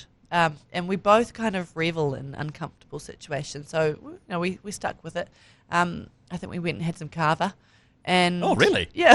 Nice. Yeah. Are you into the kava? I mean, I'm not into it as such, but I will have some. Yeah, cool. Yeah. Down at the place at Newmarket? Yeah. Yeah, nice. Oh, no, in you stay out of this, bro. You stay out. Let us Stop have, derailing, man.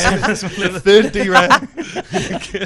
at Victoria Park. Yeah, I've never been there, but I follow them on Insta. I'd like to go down there. You should go down. Yeah, It's great. I will do. Yeah. You and stay out of this, bro. Just let us do this. They won't tell their story. All right. Last derailing. So we went there, then we went to the club that's on the rooftop there. They were having a salsa class type thing, so we did some salsa. And then we went back home and, No. What are you saying, Hayley? The magic happened. Anyway. Yeah, It was very good. magic. And actually, I think it was magic because I didn't hear from Josh for like 3 months after that. And I don't know, he obviously was like, what am I doing? I think maybe he scared himself. And I didn't really think about it either because, you're not going to get pregnant after one go. And I got pregnant after one go. I hadn't even timed it. I mean, this wasn't really thought out. Is that carver, eh? I've had 4 kids that way. Exactly. Whoops. Oh. Yeah, and so I think when I found out, my mum and I were planning to go to Egypt. And she came over for a planning session, and I was like, I've got a little something to tell you. It might put a bit of a spanner in the works. I'm pregnant. And she just went, and her eyes lit up, and she was so happy for me. And she goes, does that mean we might not have to? She really wanted to go to Egypt. We might not go. So she was disappointed, but she was so happy. And then she's like, who's the father? And I'm like, you don't know. Don't worry about it. So that was confusing for her too, because no one had any idea what was going on here. And so then I was trying to call Josh. He was being very evasive. And I'm like, as he can be. Yeah. And so finally, I think just before we went to Egypt, I was about 3 months pregnant, and I was like, I really need to talk to you. I couldn't get more obvious than that. And he was with his on the roof with his partner, and he was like, oh man, I think I'm a dad. I know.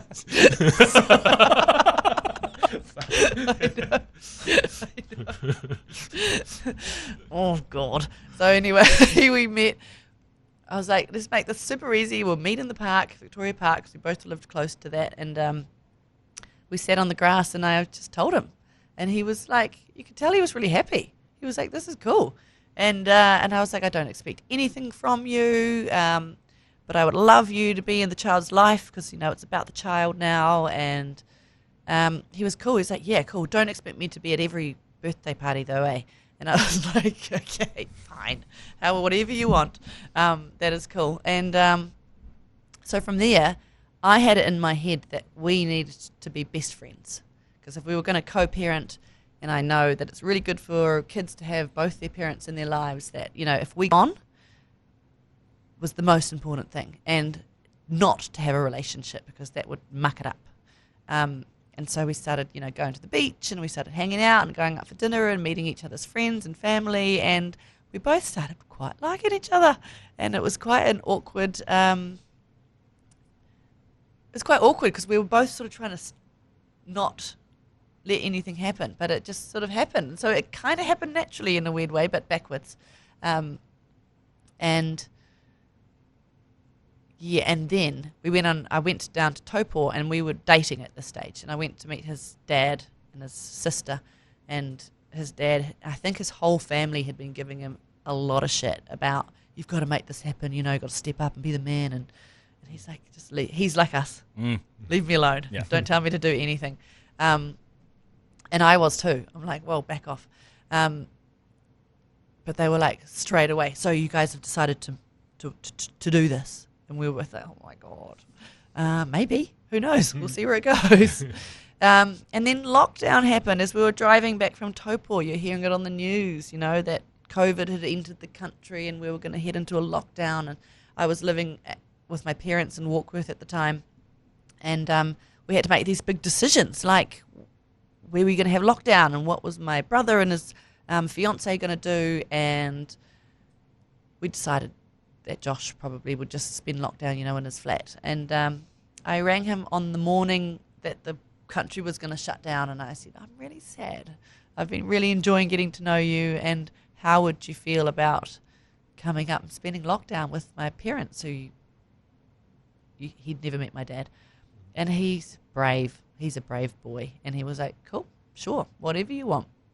And so I went and picked him up, and we came in the back door of the barn, and the first thing that Mum did was like, take all your clothes off and get in the shower. And Josh is like, what? Because he's from quite a, he was brought up Christian. So this would never happen at his house. So she's like, get in the shower, both of you. And she put our clothes in the washing machine. And then, only then, after he'd had a shower with with his daughter, did he meet my dad. Wow. In his house. In his house. Wow. Yes. So that was interesting. And he fit in so well. I mean, I think he was quite surprised at how cool my parents are. They're pretty laid back. My dad's just really honourable and just likes to work, and he's so open-minded, and he's just calm and lovely. And my mum is like quite like Josh, and they were like two kids. Like, I'd wake up and I'd hear them both shooting flies with their salt guns in the morning, and we had a great time. Lockdown was brilliant. And then obviously during lockdown we sort of found out that things weren't going so well with Frankie. So it was brilliant and beautiful, and Josh and I were falling in love, but also it was sort of tinged with this sort of fear and uncertainty, and then ultimately, terrible sadness over losing Frankie, who we were both so excited about at this stage.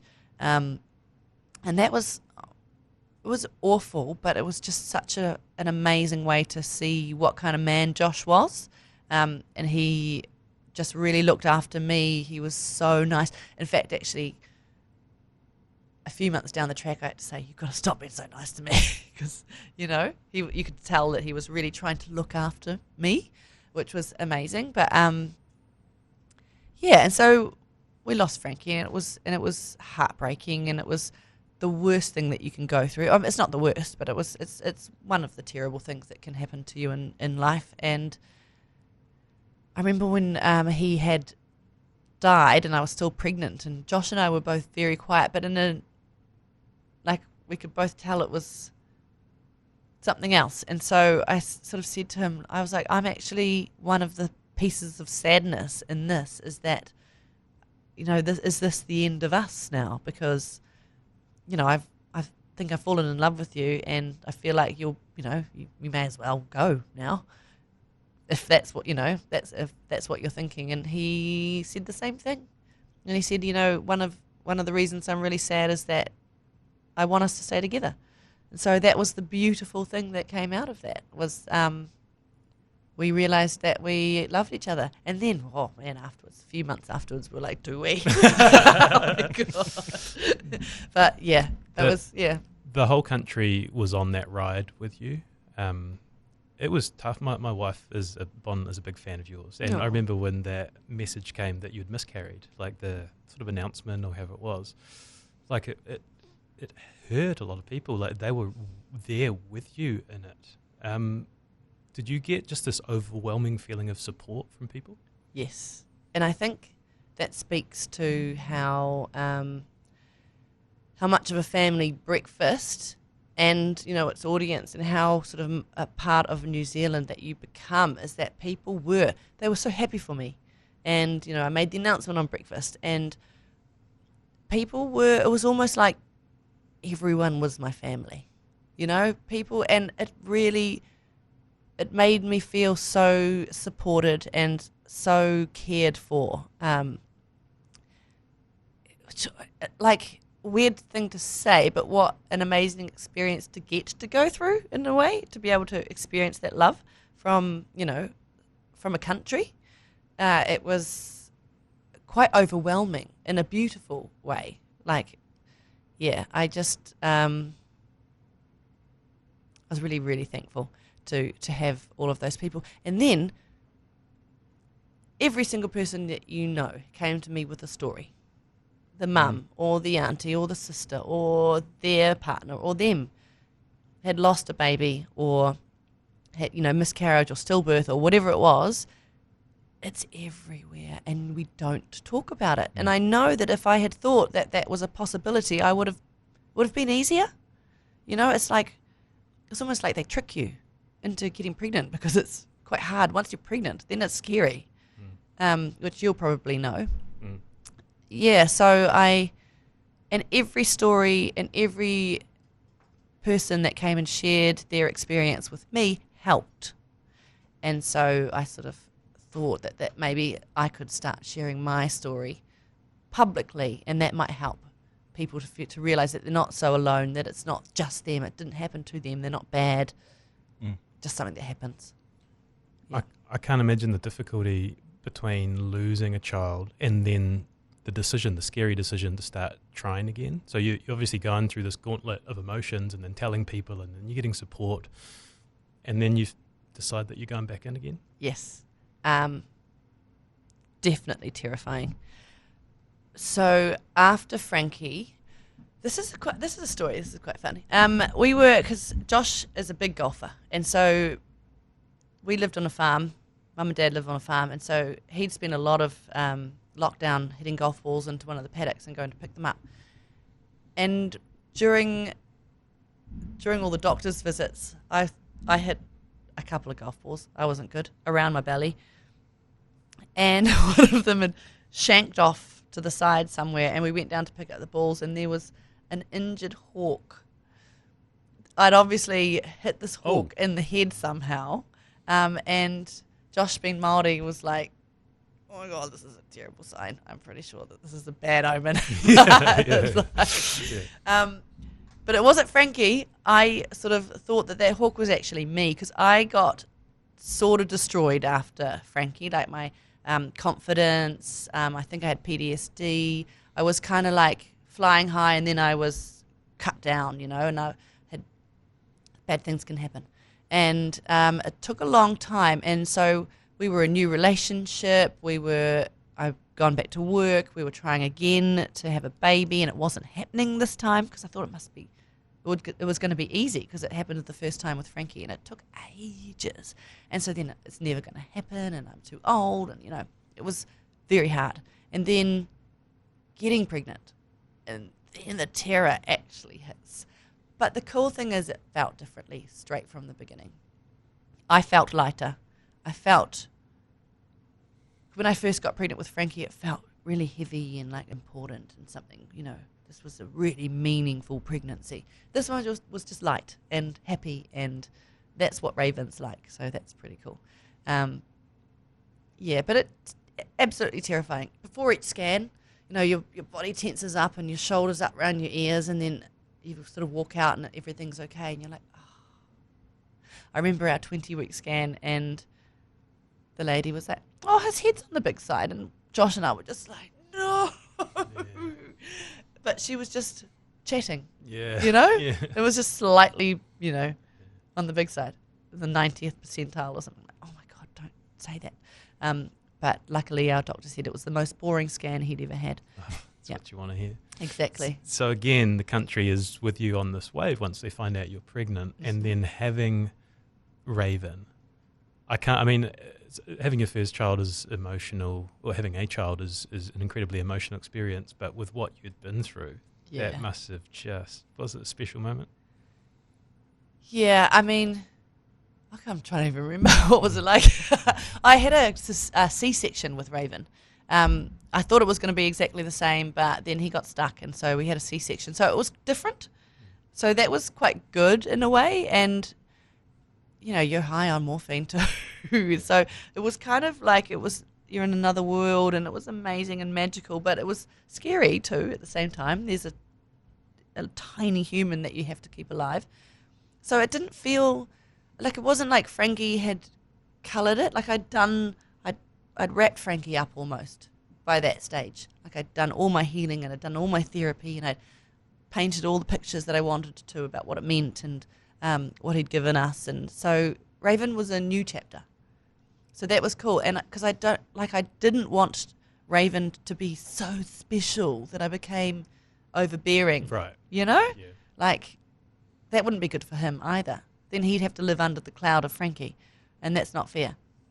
So, yeah, it was just like a new chapter and terrifying. Isn't it scary bringing your first newborn home? It My is. God. It is. Oh, my God. And you think that's the rest of your life, like in this terrible fear, and it's so important, and you've got everything that you need. And I was constantly online ordering something else that I needed for a newborn, and you use everything once and you don't need any of it, do you? No. Yeah. You don't need One any of time it. enough. Just if you're having a new baby, you don't need it. Like a cot is important, and some swaddles maybe, nappies. Yeah. And how has it now? What are we? 14 months? Did we say? Yeah, 14. 14 No, months. 1 year and 2 months. 1 year and 2 months. How's it changed you? How is this Hayley different? How's it changed your outlook on life? So I thought that having a baby was going to turn me into an earth mother, and all of a sudden you become a mother. And the shocking thing was I was exactly who I was before Raven. I was still the same person, which was really weird to me. And also scary because it's like, how is that person going to bring up a child? But in a way, it took me right back to the old Hayley, the Hayley before she gave up drinking, who was sort of fun and relaxed and, a bit silly. I'd gone through that giving up drinking was so serious, and then, going, a candidate for the Greens was quite serious, and then breakfast, and I tried to take myself so seriously, and then even getting into sport, it's so serious. And I've it sort of released me from that. So he allowed me to sort of feel the joy and be silly and get down onto his level and just be that, really just, respect my inner child. Yeah. At what point did you decide that the book was the option to go down?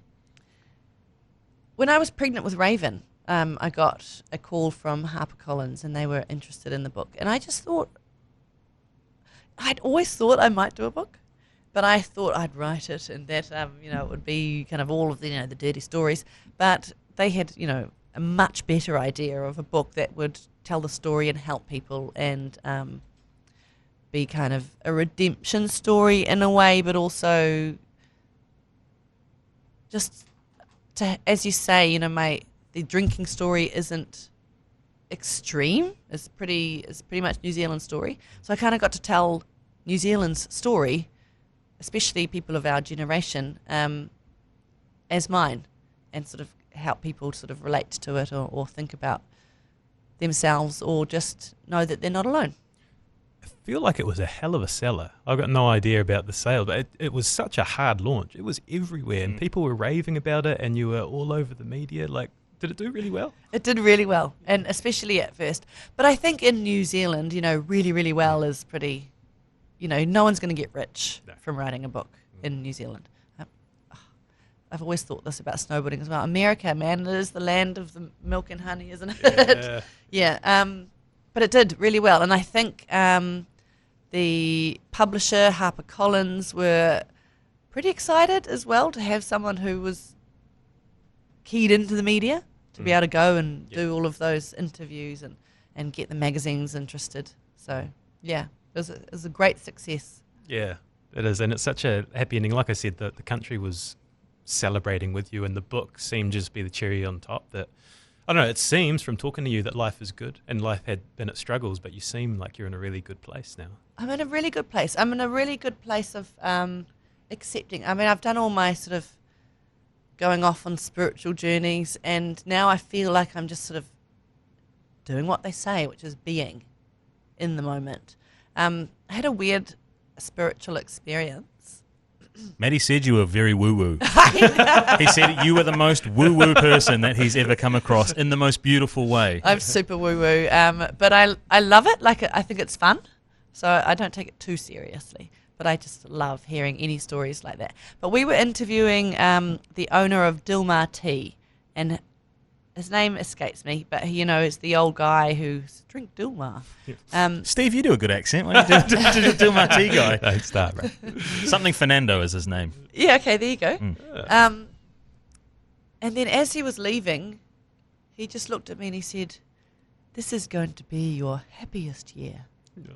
And Maddie and Jack, because it was Jack at the time, were like, "Oh, that's lovely." But I was like, "That's not lovely. That means that this is the peak." Yeah. That means that, from here on in, it's downhill. And when I thought back after Frankie, he was kind of right.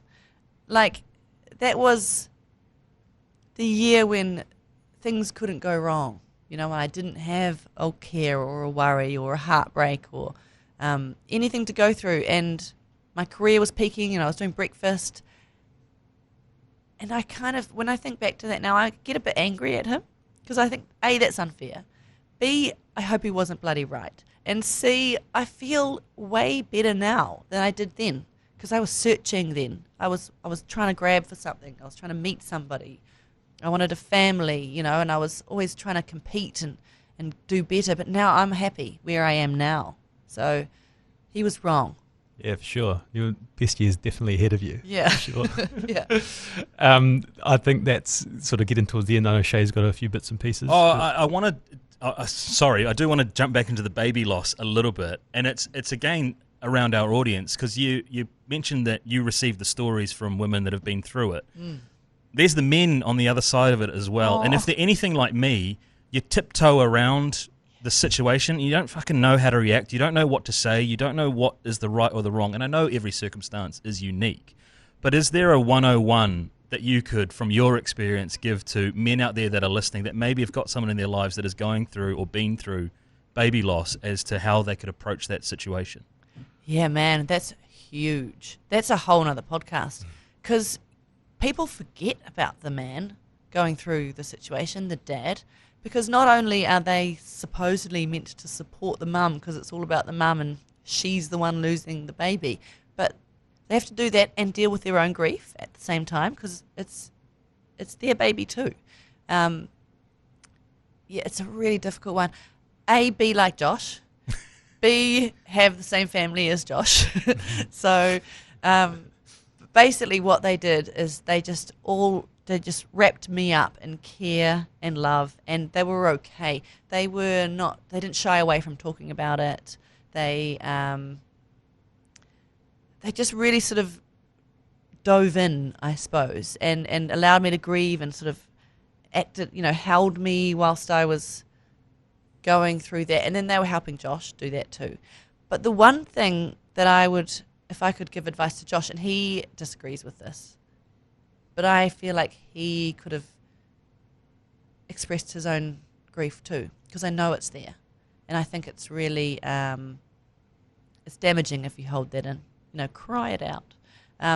But yeah, just say what you want to say. Yeah. Don't worry about saying the wrong thing because there is no wrong thing. You can't make it worse. We came home and we realised that Frankie was going to die, and I was on the floor under the table just, crying and whatever I was doing. And he just tapped me on the back and said, "Don't worry, we'll get it out and put a new one in." And sorry. I know, exactly. Oh, right? Shit. And I laughed. And I'm like, that's a terrible thing to say. Thank you very much. Literally thank you. And Mum said, "Oh my God, I love you, Josh. You're insane." Yeah. But is it be yourself, I guess, is kind of the overarching. And I've heard you say send the message because you might not receive a reply, but send the message if you're on the other side, right? Definitely send the message because they're read and they're felt. And it's so nice. And don't expect anything back. Just be yourself and talk about it. The worst thing was walking into a room afterwards and people would go, and you could see that they didn't know what to say. That's worse. Did you have to make the first move in those situations of acknowledging what had happened, or did you wait for that to happen? It depends on how I felt, I think, at the time. Or if I sort of was quite open with it, then you could see they were shocked, but then it sort of really sort of just relaxed everybody and cut the tension. Yeah.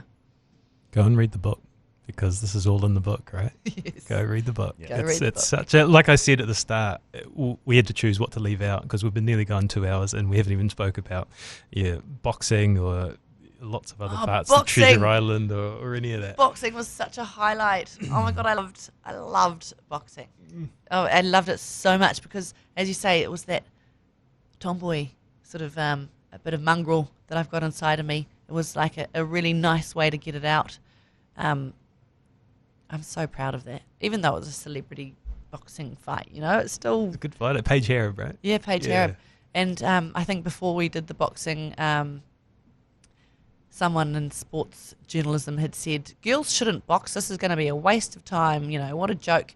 And we showed them because we were the fight of the night. Yeah. We just were sending haymakers at each other, and the whole stadium just jumped up at the end, and it was such an amazing feeling. And I thought that I was going to box professionally after that. Did you? Yeah. I loved it so much. And then I watched it. And I was like, oh my God, that is disgusting. And I didn't like the look in my eye. Okay. I didn't like seeing that. Would you do it? We just had Dean Lonergan on last week. Would you do it again if another Fight for Life came around? Because I've been doing all of the boxing stories at TVNZ. Yeah, I've just kind of I sort of am jealous, but the reality and the fantasy is not the same thing. It's hard, and I'm 15 years older, so probably not. I saw you interviewed Miyamoto in the lead up to her fight that she won on the weekend, who was one of our favourite episodes ever. She's an incredible human. It's probably a shorter space of time, but did you get to feel that energy in the time that you spent with her? She's amazing. Her and Lani Daniels, both of them are such epic humans. I really want to be their friend. I just really like them quite a lot. They're just cool, and I don't know, there's something about boxing that there's so much passion and there's so much heart, and they work so hard, and it's kind of gritty, and they've always got great backstories that I just love it. Yeah, cool. Nice. I'm going to wrap us up. Okay. But I want to say before I throw to Shay, this has been so cool. I feel like we could honestly go for hours. There's so much goodness there in your life and your story. We even talked about sports news, but maybe we'll get you back sometime. But thank you for coming in. Thank you for sharing and being so open and telling us tales about your incredible life. It's been awesome. Thank you so much. I've loved it.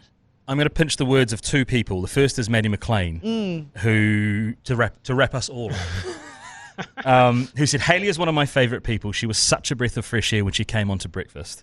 When you get up at the time of the morning, you need to love the people that you work with, and Hayley is so easy to love. She's fun and funny and vivacious and energetic and weird and one of the most woo-woo people I've ever met, and I love her for it. She deserves all the happiness in the world. Oh, my God. That is amazing. And you've walked in here, and you're a breath of fresh air. You came in with some nerves and some trepidation, but your storytelling is amazing. The last is your own words, which I'll wrap us up with, which is what you spoke about when you released your book, which is, they say you shouldn't air your dirty laundry in public, but here we are. My story laid bare for all to see. I've done some scary things in my time, but none quite as confronting as this. There's all sorts in here, but most importantly, I've shared the dark stuff. The stories that leave me with great shame and emotions that feel too strong to put words to. We've all got a shadow side. I hope by sharing mine, I can help others not to feel so whakama with theirs. And in the research for this, you've given me confidence, I think, to talk to some of my stuff that I hide away, that I probably need to talk about and give some light to. So for all the other people out there that are going through the same struggles and unsure not to share their real truths, thank you very much for giving people an example to follow and lead. And I wish you all the best, and Josh the very best with Raven and everything in the future. Oh, this has been so nice. I feel like we're family now. Oh, yeah, nice. Thank you. Cheers, Hayley. Cheers. Been awesome.